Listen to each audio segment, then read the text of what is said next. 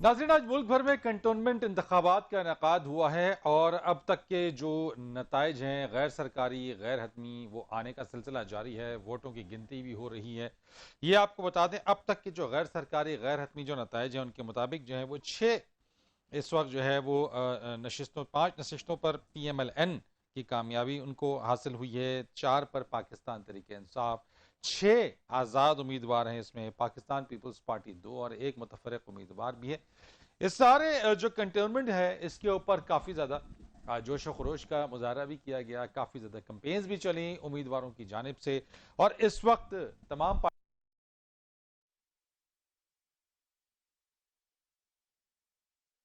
उसकी एक्सेप्टेबिलिटी या उसको तस्लीम करने के हवाले से उसकी कोई क्या तमाम लोग इसको खुशी से बिल्कुल इसको तस्लीम भी कर लेंगे, ये भी इसको देखना होगा।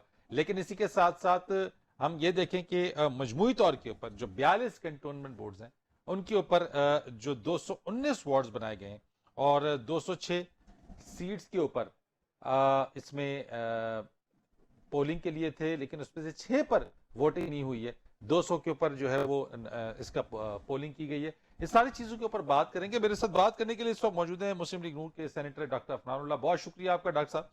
फरमाइएगा इसके इंतखाबात के हवाले से PMLN इसको किस तरह से देख रही है? बिस्मिल्लाहिर्रहमानिर्रहीम। देखें, हम लोग जो है वो पाकिस्तान में जो जमहूरी अमल है उसको उसको प्रमोट करना और उसको आगे लेके जाने के हमेशा से हम ही रहे हैं। हम्म, और उसी उसी पस मंजर में हम इसको भी देखते हैं। और ये एक अच्छी चीज है कि पूरे पाकिस्तान में बहुत अरसे से डिसएनफ्रेंचाइज थे लोग, उनको भी जो है हक जो है वो मिल जाएगा अपने जो लीडर उनको चुनने का। हम्म, और उस लिहाज से ये एक अच्छा अमल है, हम इसको वेलकम करते हैं। अभी तक कोई मतलब कि प्री पोल रिगिंग के मामला कुछ हुए हैं, लेकिन कोई बहुत लार्ज स्केल 2018 वाला मामला नहीं हुआ। जैसे 2018 में हमने देखा था कि हम्म, पूरा का पूरा जो है वो सिलसिला पहले प्री पोल रिगिंग की गई, इलेक्टेबल्स को निकाला गया, हम्म। फिर उसके बाद ऑन द डे RTS को बिठाया गया। उस तरह का मामला तो अल्लाह का शुक्र है कोई नहीं हुआ अभी तक, जो अभी तक रिपोर्ट है 8 बजे की। तो तो अब ये PMLN इसमें कहाँ देख पीट अब ये PMLN इसमें कहाँ देख रही है अपने आप को इन देखिए, हम कंटोनमेंट इंशाल्लाह इलेक्शंस पंजाब में हम लीड कर रहे हैं। ठीक में? अच्छा। है, KP के अंदर हम लोग इस वक्त दूसरे नंबर पे हैं। ठीक है, सिंध में भी हमने सीटें निकाली हैं। फैसल कैंट में जो है 1 या 2 वार्ड पे इंशाल्लाह हम जीत रहे हैं। तो ये अभी इतना कोई वो नहीं है, मतलब कि वो फाइनल बाकी आपको पता है काउंटिंग चल रही है। लेकिन डॉक्टर साहब, एक चीज मुझे बताइएगा जरा सा कि कराची के अंदर बिलखुसूस कोई कंपेन आपकी उस तरीके से नजर नहीं है। यानी PMLN मौजूदा जो सूरत हाल चल रही है उसके अंदर जो PMLN के तर्जुमान, जो लीडर्स, जो बाकी लोग, वो कोई भी उस तरीके से हमें नजर नहीं आते सामने आते हुए। मसला क्या है? विद इन द पार्टी कोई डिवाइड है चीजें या मामला, क्या मामला है? देखिए, पार्टी के अंदर धड़े तो हर जगह ही होते हैं, आपको मालूम है इस बात में। हमारी पार्टी में भी इस तरह ही है, बहुत सारे धड़े। और उसकी वजह से जो है वो मतलब कभी फायदा भी होता है, नुकसान भी होता है। तो हम लोग जो इस वक्त नुकसान हो रहा है या फायदा हो रहा है? मैं इसके ऊपर अभी आपको पता है पार्टी की जो अंदरूनी मामला है उसके ऊपर मैं पब्लिक में बात तो नहीं कर सकता। लेकिन मैं ये जरूर कहूंगा कि जो रिजल्ट आ रहे हैं उसको बड़े गौर से हम लोग देख रहे हैं। और हमें जहाँ पे लगा कि ये काम ठीक नहीं हुआ, ये जो इन लोगों ने जो वादे किए हैं वो पूरे नहीं किए, मतलब वोट लेने के हिसाब से और कैंपेन के हिसाब से, फिर उनके खिलाफ हम जो है वो अप्रोप्रिएट एक्शन लेंगे जब वक्त करीब आएगा इंशाल्लाह। लेकिन मैं आपको ये बता दूं कि रावलपिंडी में हम लोग जीत रहे हैं, अब्ताबाद में हम जीत रहे हैं, मरी में हम जीत रहे हैं, मुल्तान में हम जीते हैं। PTI एक भी नहीं जीती मुल्तान कैंडिडेट। तो ये इसका सूरत हाल है। मतलब पंजाब में तकरीबन PTI का झाड़ू फिरता हुआ नजर आ रहा है। अच्छा। झाड़ू फिर गया उनके ऊपर, और बाकी जगहों के ऊपर कराची में इनका तकरीबन सफाया हो गया PTI का। हालांकि इन्होंने बड़ी कैंपेन भी की थी, लेकिन अभी तक जो रिजल्ट आया उसके मुताबिक जो ये बहुत पीछे नजर आ रहे हैं। तो ये अभी मामला चल रहे हैं और ये एक इंडिकेशन है कि आप पाकिस्तान के जो लोग हैं वो इनसे कितने तंग हैं, और इनकी जो हुक्मरानी का तरीका है, और जिस तरह ये मीडिया को दबाते हैं, जुडिशरी को दबाते हैं, अपोजिशन को दबाते हैं, इस मुल्क की इकॉनमी का जनाजा निकाल दिया है, उस सारी के आहिस्ता आहिस्ता रिफ्लेक्शन जो है वो पोल में आनी शुरू हो गई। सेनेटर साहब, अगर मुझे एक बात बताइएगा कि ये तो वो आप बता रहे हैं आपके मुताबिक जहां से PMLN जीत रही है, लेकिन अगर नताइज, बहुत सारी जगहों के नताइज अभी आ रहे हैं, अभी आना बाकी है, आगे इसके बरक्स होते हैं जहां से PMLN कामयाबी हासिल नहीं करती है, तो क्या धांधली का रोना रोएंगे, धांधली का शोर मचाएंगे? लेकिन मैं आपको एक बात वाज़ेह तौर पर बता दूं, अगर तुम्हारे पोलिंग एजेंट बैठे हुए हैं जो कि उधर बैठे हुए अभी तक, ठीक है ना, और उन्होंने साइन करके फॉर्म 45 जमा कराए हैं, हम हारेंगे। हम जब पूरी तरह खुले दिल से अपनी डिफीट एक्सेप्ट करेंगे और जो जीतेगा उसको मुबारकबाद देंगे। लेकिन अगर कोई फ्रॉड करने की कोशिश की गई, कोई हमारे पोलिंग एजेंटों को निकाला गया, कोई फॉर्म 45 चेंज किए गए, कोई इस तरह का मामला किया गया, तो फिर उसके हिसाब से हम आवाम को भी और जो है वो सबको जो है उसको बताएंगे कि मामला क्या चल रहा है। अभी तक मेरे पास कोई ऐसा जिस तरह की रिपोर्ट है नहीं कि मैंने अभी तक कलेक्ट किया। अगर मेरे पास होती तो मैं आपको फौरन दे देता। तो वो जो भी रिजल्ट आएगा हम मानेंगे उसको। ये देखें, जो रिजल्ट हम उसके बाद नहीं, अगर आप आरटीएस बिठा देंगे हम कभी रिजल्ट नहीं मानेंगे। आप ईवीएम इस पे हमारे मुल्क पे जबरदस्ती पहुंचेंगे हम कभी रिजल्ट नहीं मानेंगे। आप इलेक्टेबल्स को हमारी पार्टी के निकाल के दूसरी जमातों में डालेंगे हम कभी भी रिजल्ट नहीं मानेंगे। लेकिन अगर लेवल प्लेइंग फील्ड होगा, जो जीतेगा वो जीतेगा, हमें मानना पड़ेगा। सेनेटर साहब, टेक्नोलॉजी का इस्तेमाल जो है वो पूरी दुनिया के अंदर, आप खुद भी ये बात जानते हैं, बल्कि सब लोग जानते हैं कि टेक्नोलॉजी अगर आप इस्तेमाल करते हैं तो उससे करप्शन, धांधली, दो नंबरी, फ्रॉड, टेक्नोलॉजी उसको रोकता है। ईवीएम में भी टेक्नोलॉजी का ही इस्तेमाल है। तो क्या अच्छा ना हो कि आइंदा जो इंतखाबात का इनकाद हो उसके अंदर किसी भी किस्म की बहस से, इल्जाम तराशी से बचने के लिए ईवीएम के ऊपर अगर गवर्नमेंट स्टेप ले रही है तो तमाम जमातें मिल बैठकर तहफुजात दूर करें और ईवीएम्स के थ्रू जो है वो आइंदा इंतखाबात का इनकाद हो, चाहे वो कोई भी हो। देखिए, इसके अंदर मैं उस पार्लियामेंट्री अफेयर्स कमेटी का भी हिस्सा रहा हूँ जहाँ पे ये सारी चीजें डिस्कस होंगी और बहुत सारे डॉक्यूमेंट्स हैं, बहुत सारे इंडिपेंडेंट थर्ड पार्टी ऑडिट्स हैं, इंडिपेंडेंट एक्सपर्ट्स ने आगे अपनी रिपोर्ट दी है। मेरा खुद अपना बैकग्राउंड पीएचडी भी आईटी में ही है। ये जरूरी नहीं होता कि हर दफा टेक्नोलॉजी फैसिलिटेट ही करे, और जरूरी नहीं है कि हमेशा टेक्नोलॉजी ट्रांसपेरेंसी ही लेके आए। टेक्नोलॉजी ऑटोमेशन जरूर ला सकती है, लेकिन जरूरी नहीं है कि वो ट्रांसपेरेंसी लेके आए। उसकी आपको मैं मिसाल दे देता हूँ। मिसाल ये है कि अगर आरटीएस जो था वो उसकी एक्सटेंशन है ना ईवीएम की, इवेंचुअली जो आखिरी जो लास्ट माइल होता है वो आरटीएस होता है, जिसमें रिजल्ट ट्रांसमिशन होती है। अगर आपने आरटीएस को बढ़ा देना है तो फिर ईवीएम भी कुछ नहीं कर सकता। आप समझ रहे हैं मेरी बात? ईवीएम को के रिजल्ट को अगर आप मैनिपुलेट कर सकते हैं, जो कि हो सकते हैं, और ये बात मतलब कि आईटी की जो लोग हैं उनको मालूम है कि आप ईवीएम और आई वोटिंग को मैनिपुलेट करना बड़ा आसान है। और इसके ऊपर खाली हम नहीं कह रहे, थर्ड पार्टी जो कंसल्टेंट हायर किए मिनिस्ट्री ऑफ आईटी ने, उसने जो रिपोर्ट दिया वो पढ़ ले, उसमें भी वाली बात लिखी गई है। अब बात ये है कि देखें, नहीं वो तो फिर नियतों पर मुनसर होगा ना, नियतों पर मुनसर। मैं ये कह रहा हूँ कि दुनिया का बेहतरीन निजाम जो फरीद भाई आप पाकिस्तान में ले आए, बरतानिया का, अमेरिका का, एस्टोनिया का, जो आपको बेहतर समझते हैं आप पाकिस्तान में ले आए, उस निजाम के अंदर आप गार्बेज डालेंगे ना तो दूसरी तरफ से गार्बेज निकले। Garbage in is garbage out. आप ये ना एक्सपेक्ट करें कि टेक्नोलॉजी जो है वो इलेक्टेबल्स को जो है एक पार्टी से निकाल के दूसरी पार्टी में शामिल करने को रोक सकती है, या मीडिया के ऊपर किसी के खिलाफ कैंपेन को रोक सकती है, या उस दिन पोलिंग एजेंटों को अगर निकाल देंगे तो ईवीएम थोड़ी रोकेगी पोलिंग एजेंटों को निकालने से। अगर आप पोलिंग एजेंटों को ही निकाल देते हैं तो फिर कहानी खत्म होगी ना पूरी की पूरी। तो बात ये है कि टेक्नोलॉजी के खिलाफ ना हम है ना हम पहले से। अगर टेक्नोलॉजी की अडॉप्शन करनी है तो वो ग्रेजुअल होगी और बातदरीज होगी, एक बात। दूसरी बात ये है कि टेक्नोलॉजी का इस्तेमाल वहां पे किया जाए जहां पे उसकी जरूरत हो। देखिए, अगर कोई चीज हमारा मसला निजाम का है ही नहीं, हमारा मसला सोच का है। आप टेक्नोलॉजी बेहतर लेके आ जाएंगे तो वो और ज्यादा आसान हो जाएगा इलेक्शन जो है उसको जो है वो मैनिपुलेट करना। इसलिए हम इस चीज के बड़े केयरफुल हैं और हम किसी ऐसी चीज को, किसी ऐसे कानून को जिसके तहत जो है वो रिगिंग को फैसिलिटेट किया जाए, वो हम जो है वो उसको हम नहीं मानते। ठीक है, बहुत शुक्रिया आपका सेनेटर डॉक्टर अफनानुल्लाह, आप हमारे साथ मौजूद थे और इस पर बात कर रहे थे। कमर्शियल ब्रेक लेंगे, ब्रेक के बाद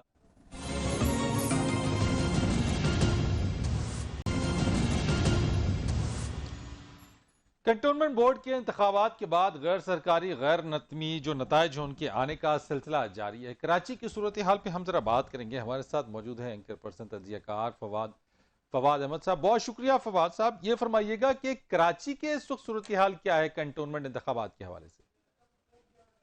बहुत शुक्रिया फरीद। देखें, कराची में जो सूरत हाल है वो तो ग्राउंड पे रहने वाले रिपोर्टर जो है वो हर तरीके से बताते हैं, लेकिन मेरे पास जो इत्तलात है उसके मुताबिक जो मलीर कंटोनमेंट है उसकी तकरीबन कराची में देखें 6 कंटोनमेंट है, इसमें तो कोई शक नहीं रहा, सबको पता है कि वहाँ पर कंटोनमेंट है, इसमें तो कोई शक नहीं रहा, सबको पता है कि वहाँ पर पोलिंग भी हो गई। मनोड़ा कंटोनमेंट की जो एक ही निशिस्त थी वहाँ से पाकिस्तान पीपल्स पार्टी कामयाब हो गई है, बाकी रह गए पीछे 5 कंटोनमेंट और मनोड़ा कंटोनमेंट सबसे छोटा कंटोनमेंट था।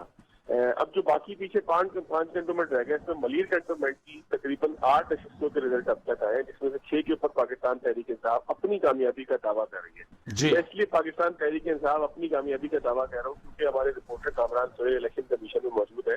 कुछ देर पहले मैंने उनसे बात हुई तो हम जब तक किसी चीज के ऊपर कोई दावा किसी के दावे के ऊपर यकीन नहीं कर सकते कि जब तक इलेक्शन कमीशन उस हवाले से कोई इतला वहां से मौसूल ना हो जाए। लेकिन कोई पार्टी अगर जीतने का दावा करती है, जाहिर है कि उसके पास भी रिजल्ट का कोई ना कोई एक मैकेनिज्म होता है। ये तो नहीं हो सकता एक पार्टी जिसको 3 वोट पड़े वो कहे कि मैं जीत गई। तो जीतने का मामला इलेक्शन से पहले तक तो जरूर होता है कि सभी जीत रहे होते हैं, लेकिन इलेक्शन के बाद तो वही जीतता है, वही दावा करता है कि जिसका सरकारी तौर पे ऐलान हो जाए, जिसका कोई ना कोई, यानी कि उसके पास कम से कम रिजल्ट जमा हो जाए। हाँ। अच्छा, इस वक्त जो सूरत हाल है उसके मुताबिक जो कराची के 3 कंटोनमेंट है, मेन जो मार्का है वो है उन्हीं 3 कंटोनमेंट के अंदर। चौथा कंटोनमेंट बोर्ड कराची जो है, वहां पर भी अच्छा मार्का है, लेकिन 3 कंटोनमेंट जिनकी मैं बात कर रहा हूँ, एक तो कंटोनमेंट बोर्ड क्लिफ्टन हो गया जिसमें क्लिफ्टन और डिफेंस के सारा इलाका शामिल है। ठीक है। इसके अलावा कंटोनमेंट बोर्ड फैसल हो गया, आपको उसके करीबी इलाके के रिहायशी रहे हैं, जो आपके रिहाइश के बिल्कुल करीब वाला इलाका है। तो कंटोनमेंट बोर्ड फैसल और कंटोनमेंट बोर्ड मलीर, यहाँ पर 10-10 वार्ड हैं, यानी कि तकरीबन 30 वार्ड तो इन 3 कंटोनमेंट में है।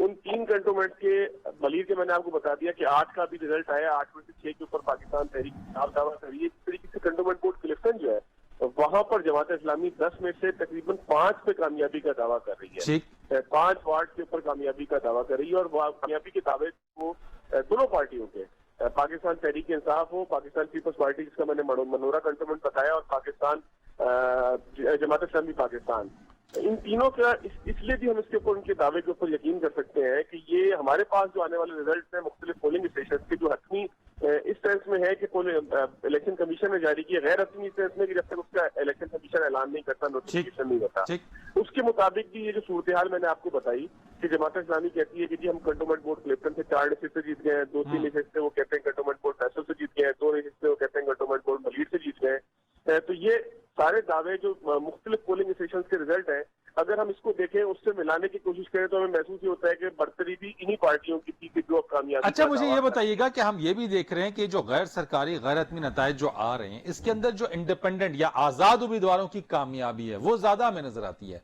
हम क्या समझें कि क्या यही सूरत हाल रहेगी? क्या जो लोग हैं वो पॉलिटिकल पार्टीज से उस तरीके से अब बदजन नजर आते हैं, या फिर ये सिचुएशन तब्दील हो जाएगी? असल में फरीद भाई, आपको पता है बल्दियाती इंतखाबात का मामला आम इंतखाबात से बहुत मुख्तलिफ होता है। यहाँ पर कैंडिडेट बहुत मैटर करता है, किस इलाके से कौन कैंडिडेट है, उसका फैमिली बैकग्राउंड क्या है, बहुत मैटर करता है, बरादरी बहुत मैटर करती है, उस इलाके में उसकी साख बहुत मैटर करती है। ये तमाम चीजें अपनी जगह पर मौजूद होती है, जिसके बाद किसी कैंडिडेट की कामयाबी का मामला बनता है। आजाद उम्मीदवार अगर कोई कामयाब हुआ है, तो बहुत से आजाद उम्मीदवार तो ऐसे होते हैं कि जो उसके में सबसे मजबूत होते हैं, लेकिन किसी भी पार्टी की अंदरूनी सियासत का शिकार होकर उनको टिकट नहीं मिलता, और किसी और पद को टिकट मिल जाता है तो वो अपने आजाद उम्मीदवार की एक्सेस से खड़े हो जाते हैं। मिसाल के तौर पर मेरी रिहाइश जिस एरिया के अंदर है, कंटोनमेंट बोर्ड क्लिफ्टन का ये इलाका है, यहाँ पर जो साहब पिछली दफा पाकिस्तान तहरीक इंसाफ के टिकट पे खड़े हुए, वो इस दफा जो है वो आजाद उम्मीदवार थे, इंतखाबी निशान स्कूटर थे, पिछली दफा वो इंतखाबी निशान बल्ले से थे, वो कामयाब भी हुए थे। लेकिन इस दफा पार्टी, अच्छा पार्टी 4-5 पाकिस्तान तहरीक इंसाफ के MPs को जानता हूँ, नाम इसलिए लूंगा कि बुरी सी बात है, जाती तौर पर उनसे कोई मालूमात मिली कि जो उसको सपोर्ट कर रहे थे आजाद उम्मीदवार को। तो इसका मतलब आप कतन ये नहीं कह सकते कि एकदम कोई ऐसा झड़ू फेरा कि जिसकी बुनियाद पर लोगों का सियासी पार्टियों के ऊपर से एतमाद हो गया।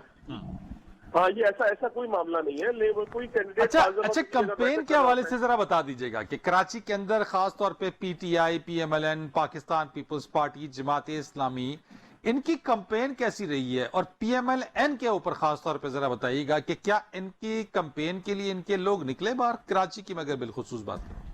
अच्छा, वैसे फरीद भाई आप कराची की बात करें और आप MQM का नाम ही ना ले तो बड़ी नहीं, बिल्कुल MQM अपनी जगह मुसल्लम हकीकत है जनाब। यहाँ पर ये जो वही पार्टी है कि जो एक तवील ऐसे तक हुक्मरानी करती रही है, लेकिन हकीकत ये है, अगर आप कैंपेनिंग की बात करें तो इस दफा कैंपेनिंग में आपको वाज़ेह तौर पर नजर आएगा कि पाकिस्तान तहरीक इंसाफ की हर जगह पर उम्मीदवार मौजूद थे, न सिर्फ मौजूद थे, फाल भी थे, उनके MNA MPs उसको फॉलो भी कर रहे थे, और उनका जो कारकुन था वो मुतहरिक नजर आया उसमें। जैसे ये लेकिन कोई भी जमात तमाम सीटों पर उम्मीदवार उतार सकी अपने।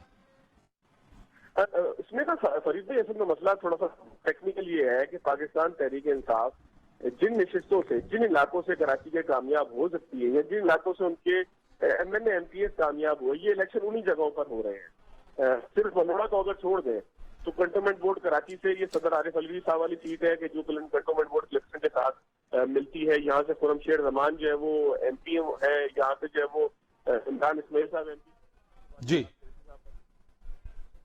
बने।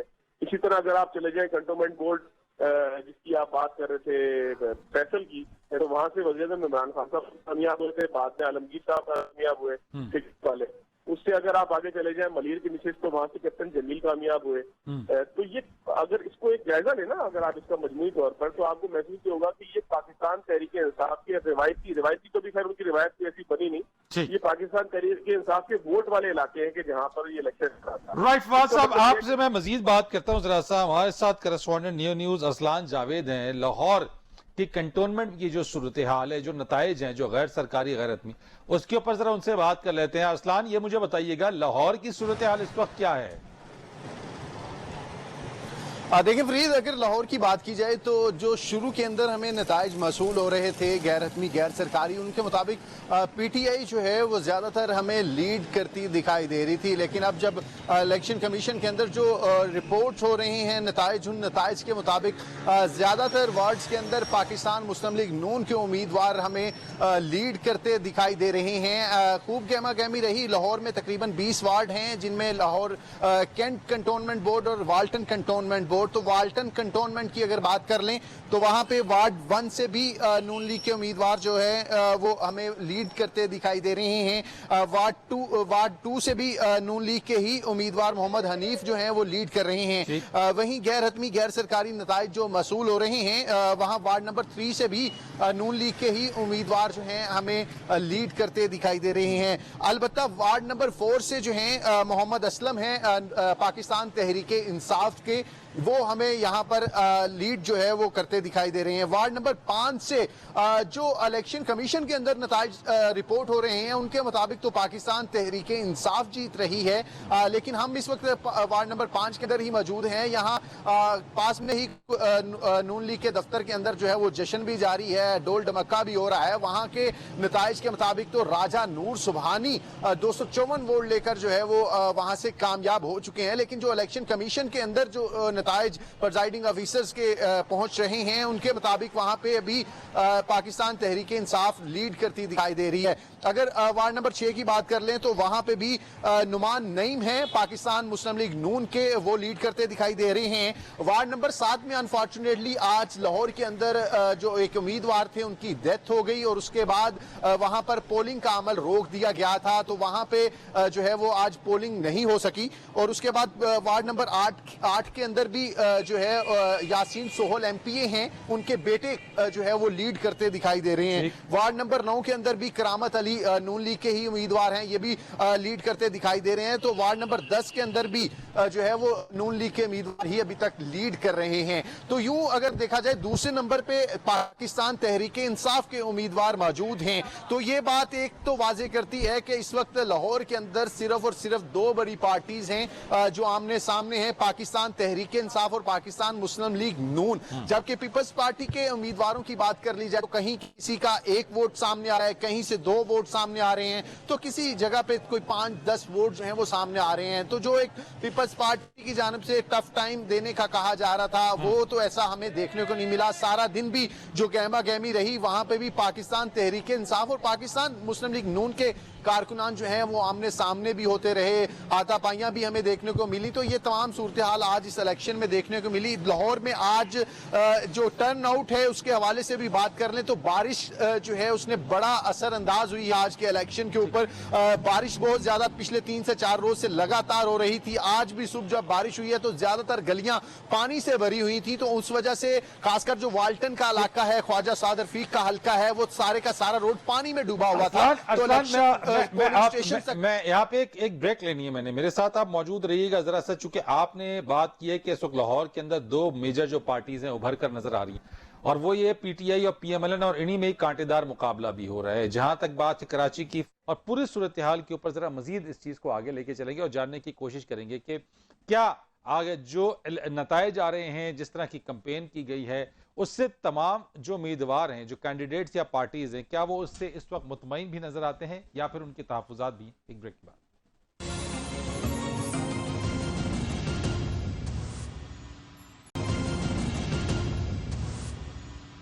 खुशामदीद आपको कहेंगे। हम बात करेंगे रावलपिंडी में इन कंटोनमेंट इंतखाबात के हवाले से सूरत हाल क्या है। हमारे नुमाइंदे खालिद चौधरी हमारे साथ मौजूद हैं।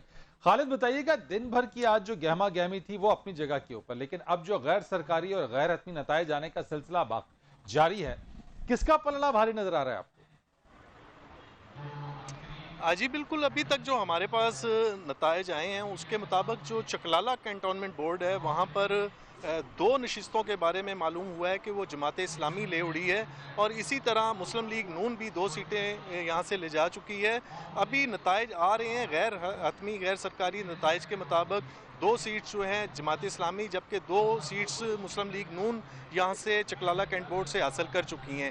इसी तरह अगर हम बात करें कैंटोनमेंट बोर्ड रावलपिंडी की, तो यहाँ भी 10 वार्ड हैं, लेकिन 9 पर जो है इलेक्शन आज हुआ, और जो वार्ड 2 था वहाँ पर एक खातून आज़ाद उम्मीदवार की डेथ के बायस यहाँ पर इलेक्शन पोस्टपोन हुआ था। और बताते चलें कि वार्ड 5 की अगर हम बात करें खसूसन, तो यहाँ पर हाजी ज़फ़र इकबाल हैं जिन्हें चौधरी निसार अली ख़ान का इंतहाई करीबी भी समझा जाता है, और यहाँ पर दरपर्दा PTI की तरफ से भी उनको हमायत हासिल थी।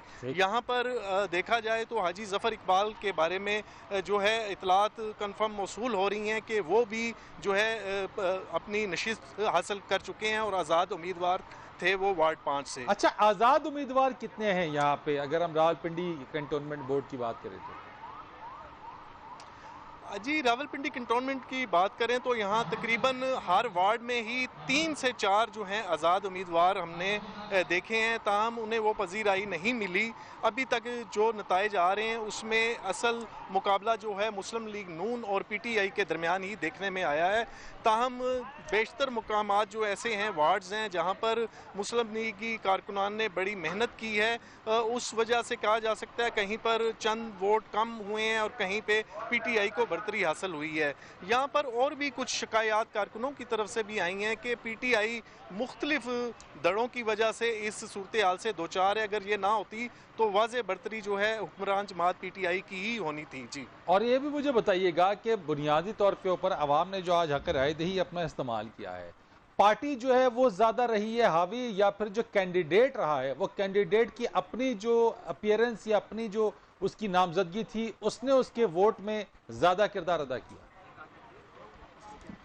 जी बिल्कुल, जो है कैंडिडेट उसका अहम रोल रहा है, और हमेशा से ही बल्दियात के इलेक्शन में जो है बल्दियाती नुमाइंदों का ही अहम रोल होता है। पार्टी की भी उसमें जो है कुछ ना कुछ अमल दखल होता है, लेकिन जो असल किरदार है इलाका के लोगों का, उनके साथ मेल जोल होता है, जिसकी बिना पर जो है इलाका के लोग उस शख्स को तरजीह देते हैं जो उन्हें ना सिर्फ दस्तयाब हो बल्कि उनके जो छोटे मोटे काम हैं उनको फ़ौरन उस हवाले से जो है फ़ौरन रिस्पांस मिले।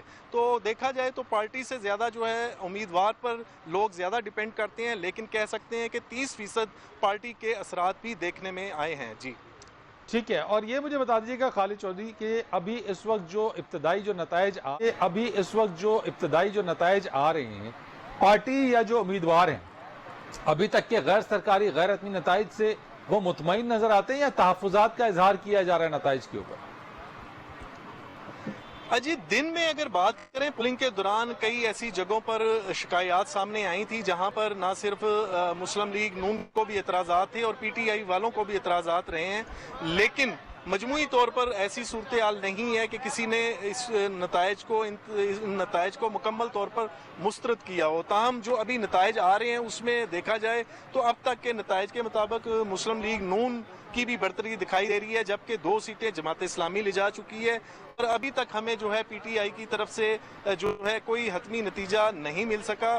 कहा जा सकता है कि मजीद नताइज में PTI नज़र आएगी, लेकिन इस हवाले से फिर भी कहना मुमकिन नहीं है, क्योंकि यहाँ पर मुख्तलिफ शिकायत सामने आई हैं जो कारकुनान और जो दरीना पार्टी के कारकुनान हैं उनकी तरफ से थी। राइट, फवाद ये मुझे बताइएगा, लाहौर से हमने बात की, हम रावलपिंडी की हम बात करें कंटोनमेंट्स की, अभी तक जो जमातें जिसके अंदर PTI एंड PMLN ये जो जमातें हैं जिनके दरमियान कांटेदार मुकाबला जारी है, कराची के अंदर जिस तरह से हम देख रहे हैं कि बहुत सारी जमातें भी हैं, PSP भी है, उसके भी कैंडिडेट्स हैं। यहाँ पे अगर मैं आपसे जानना चाहूं कि कोई अभी तक आपके पास ऐसी कोई इत्तला कि कौन सी जो जमातें या 3 जमातें जिनमें कांटेदार मुकाबला हो रहा? देखिए फरीद भाई, मुझसे अगर आपने सवाल किया तो दोबारा बता दीजिएगा, मैं खालिद चौधरी साहब से सवाल किया। जी, मेरा सवाल आपसे ये कि कराची के अंदर जो है वो कौन सी जमातें इस वक्त अगर आपकी इतलात के मुताबिक जो है जिनमें कांटेदार मैंने बाकी सवाल आपने सुन लिया, तो मैं आपको बताता हूँ कि पहले नंबर पर इस वक्त पाकिस्तान तहरीक इंसाफ है, ठीक, जो मुख्तलिफ इलाकों से। एक बात तो पहले समझ लें कि ये इलेक्शन जो है उसके टोटल वोट की तादाद ही पाकिस्तान के सबसे बड़े कंटोनमेंट एरियाज की बात कर रहा हूँ, 6 कंटोनमेंट कराची में 4.5 लाख टोटल वोटर हैं। यानी कराची की आबादी जिसको हम क्लेम करते हैं कि तकरीबन 2-2.25 करोड़ के करीब है, और मरदमशुमारी से कम बताती है, 1.5-2 करोड़ के करीब बताती है। ठीक है, उसमें तकरीबन 4.5 लाख वोटर्स के दरमियान ये फैसला था कि किसको उन्होंने जिताना है। मैंने आपको बताया कि ये पीटीआई के रिवायती इलाके हैं, ज़ाहिर कंटोनमेंट के इलाकों के अंदर कच्ची आबादियां उस तरीके से नहीं है। ठीक है कि डिफेंस में नीलम कॉलोनी भी मौजूद है, वजरटा लाइन भी कैंट के एरिया के अंदर आती है। सभी मुख्तलिफ इलाके ऐसे हैं कि जो निस्बतन कम आमदनी वाले इलाके कहला सकते हैं, लेकिन ये अमूमन बड़े एरियाज पे मुश्तमिल कैंट्स हैं जहाँ पे ये मुकाबला हो रहा है। उसमें मैंने आपको बताया कि 4.5 लाख लोगों ने फैसला करना था।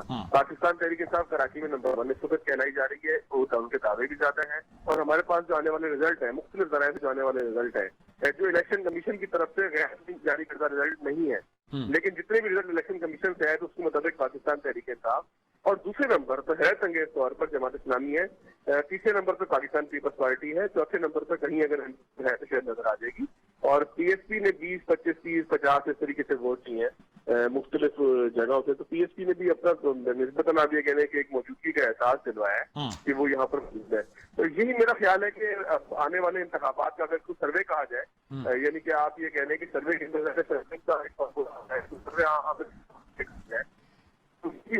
मेरा ख्याल है आगे भी आप समझते हैं कि आप ये समझते हैं कि ये जो कंटोनमेंट के जो इंतखाबात हो रहे हैं, जिस पर आप ये जो इस वक्त जो बता रहे हैं कि पीटीआई जो है वो पहले के ऊपर और उसके बाद बाकी जमातें जिसका आपने नाम लिया, आप समझते हैं कि ये जो रिजल्ट ये जो नंबरिंग है आइंदा इंतखाबात में भी कमोबेश यही सूरत हाल रहेगी या कुछ सिग्निफिकेंट चेंज आपको नजर आता है कराची में? देखिए फरीद भाई, कराची का ना मामला बड़ा मुख्तलिफ है। कराची मुख्तलिफ बुनियादों पर तकसीम है। अगर ये पाकिस्तान तहरीक इंसाफ की बात करें तो ज्यादा हो, शहर से पाकिस्तान तहरीक इंसाफ की है। कराची में आपको है कि 4-5-6 जो अजला है, हर जिले की अलग पॉलिटिक्स है। साउथ की अगर आप बात करें तो यहाँ पर डिफेंस आ जाता है और लियारी आ जाता है और पता आ जाता है। ये 3 इलाकों के ऊपर साउथ मुश्तमिल है। साउथ में आपको पता है कि पाकिस्तान वो भी पहले उसकी हुकूमत की जिला साउथ की जो बल्दियात थी उसमें पीपल्स पार्टी की हुकूमत थी। सेंट्रल की अगर आप बात करें तो सेंट्रल में पाकिस्तान पीपल्स पार्टी और एमकेएम के दरमियान मुकाबला होगा और जमात इस्लामी भी कहीं कहीं से जीतेगी। तो ये इसको इसलिए भी नहीं कह सकते कि ये आपको पता है कंटोनमेंट के इलाके बिल्कुल ही थोड़ा सा मुख्तलिफ एक डायनामिक रखते हैं शहर की सियासत के हवाले से, और इतना कोई बहुत बड़ा इम्पैक्ट ये नहीं कहलाता। लेकिन पाकिस्तान तहरीक इंसाफ बहरहाल कराची की सबसे बड़ी पार्टी है 13 सीटों के साथ, एक हारने के बाद, वरना 14 थी, और सूबाई असेंबली की भी दर्जनों सीटें हैं। तो ये इसका इम्पैक्ट तो पड़ना है ना फरीद भाई। एक एमएनए एक वजीर अली जैदी से लेके राजा अजहर के शहजाद कुरैशी तक, और शहजाद कुरैशी से लेके जनाब आपके गवर्नर साहब किसी हद तक, ये तमाम लोग जब इन्फ्लुएंस कर रहे होंगे अपना, ये मीटिंग कर रहे होंगे, इनको हल्कों से निकालने का हुक्म दिया जाएगा। इनको आप देखें कंटोनमेंट बोर्ड फैसले में क्या होता रहा है, अली जैदी साहब को निकाला गया, इकबाल खान साहब को निकाला गया पाकिस्तान पीपल्स पार्टी के। तो जंग तो बहरहाल है, उस जंग के अंदर राइट बिल्कुल ठीक। बहुत शुक्रिया आपका, आपने इस बारे में हमें बताया। तमाम नुमाइंदगान जो हमारे साथ मौजूद थे, हम आज कंटोनमेंट के हवाले से बात कर रहे थे। नताइज का सिलसिला आ रहा है, गैर सरकारी गैर रत्नी है, कुछ देर बाद यकीनी तौर के ऊपर चीजें सामने मजीद आ जाएंगी और अंदाजा हो जाएगा कि ये बाजी किसके नाम रही है। फरीद रईस को इजाजत दीजिए, अल्लाह हाफिज।